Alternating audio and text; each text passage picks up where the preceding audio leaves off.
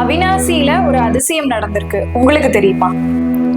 அனைவருக்கும் அன்பான வணக்கம். காசியில் வாசி அவினாசின்னு சொல்லக்கூடிய காசியில் பாதியான இந்த அவினாசிய பற்றின ஒரு வித்தியாசமான புராண கதை வெளியூர் அன்பர்களுக்கு தெரிஞ்சுக்கிறதுக்கு வாய்ப்பில்லை. இந்த பதிவுல பார்க்கலாம். இந்த அவினாசி லிங்கேஸ்வரர் கோவில் 2000 வருஷம் பழமையானது. இந்த திருக்கோயிலுக்கு பின்புறமா ஒரு பெரிய தாமரை குளம் இருக்கு. இப்போ முன்னொரு காலத்துல அந்த குளத்துல சிறுவர்கள்லாம் விளையாடிட்டு இருக்கப்ப ஒரு முதலை ஒரு 5 வயது சிறுவனை விழுங்கிடுச்சு.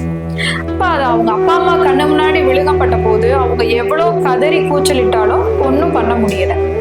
அப்ப காலங்களோடு ஒரு 3 வருஷத்துக்கு அப்புறம் சுந்தரமூர்த்தி நாயனார் 63 நாயன்மார்கள்ல ஒருவரான இந்த சுந்தரர் அந்த அவினாசி தெரு வழியா நடந்து வரும்போது ஒரு வீட்டுல அவங்க பையனுக்கு பூநூல் சடங்குங்கிற போல ஒரு சுப நிகழ்ச்சி நடந்துட்டு இருக்கு, மங்களமான ஒளியோட. அதுக்கு எதிர் வீட்டுல அந்த இறந்து போன சிறுவனோட வீடுதான் அது. அந்த வீட்டுல ஒரு அழுகை சத்தமா இருக்கு. அப்ப இவரு சுந்தரர் போய் விசாரிக்கும் போது அவங்க ரொம்ப வருந்தி அழறாங்க. எங்க பையனும் இருந்திருந்தா நாங்க இந்நேரம் ஒரு நிகழ்ச்சி நடத்திப்போம் அப்படின்னு சொல்றாங்க.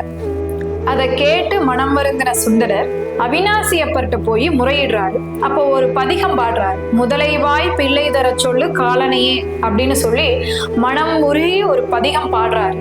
அதனால மெய்சிலிர்த்த சிவபெருமான் ஒரு பெரிய அதிசயத்தை நிகழ்த்துறாரு.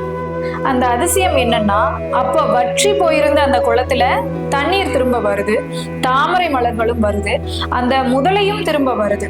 இப்போ 8 வயசு சிறுவனா அந்த 3 வருடத்தைய வளர்ச்சியோட அந்த பிள்ளைய திரும்ப கொடுக்குது. அப்ப அங்க இருக்கக்கூடிய எல்லாருமே மெய்சிலிர்த்து போறாங்க.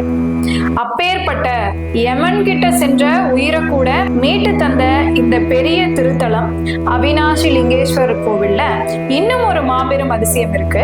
எல்லா கோயில்லையும் சிவனுக்கு இடப்புறம் இருக்கக்கூடிய அம்பாள் இந்த திருத்தலத்துல வலப்பக்கம் இருக்கிறாங்க. பெருங்கருணை நாயகியா கருணாம்பிகை அம்மனா இருக்கிறாங்க.